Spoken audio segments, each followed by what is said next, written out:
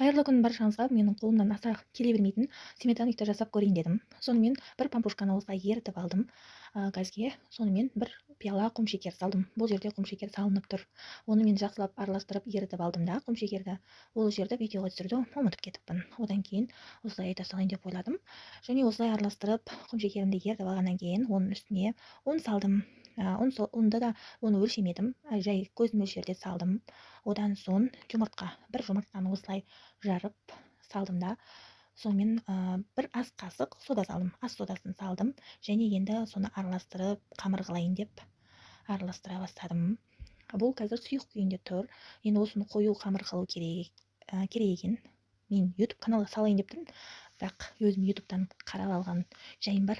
Осылай қатты қылып жасап алдым. Ол жерде бұны 30 минут холодильникке қою керек екен, бірақ 30 минут емес, мен 10 минут қойған шығармын. Сонымен оны алдым да 4 жұмыртқаны, ортасына құятын зат 4 жұмыртқаны осылай жарып алдым. Сонымен оған да бір жарты пиала шекер салдым. Себебі қатты тәтті болып кетпей ақ қойсын дедім да. Сонымен мынандай қаймақты базардан сатып алдым да. Қаймақты ашып, осыдан бұның бәрін салған жоқпын. Кішкене бір 2 қасық алып қалдым да, қалғанын бәрін сала салдым. Сонымен енді салып болғаннан кейін бұны жақсылап араластырайын дедім. Сонымен араластыра бастадым.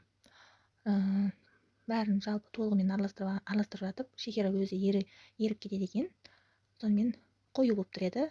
Толығымен араластырып болғаннан кейін бұл сұйық болып кетті. Дәл осылай сұйық болды. Сонымен бұл дайын болды ау деген кезде мен жаңағы қамырды жақсылап тәуеншеге қою керекпін. Және осылай оқтау тақтаймен мен жайып алдым. 4 бұрыш қылып, себебі мен салатын ыдысым 4 бұрыш болғандықтан 4 бұрыш етіп осылай жайып алдым. Содан соң осылай жаңағы әсел пешке салатын ыдысқа осылай жақсылап жетпеген жерлерін жеткізіп осылай қойдым. Енді жаңағы қаймақтан дайындаған затымды енді осы жерге құямын. Содан соң әсел пешке салсам, ол дайын бола қалады екен. Міне, әрі оңай болып көрінді, әрі тез піседі екен. Қонақ күткен кезде жылдам жасап жіберуге болады екен. Әрі дәмді шықты. Көп рахмет.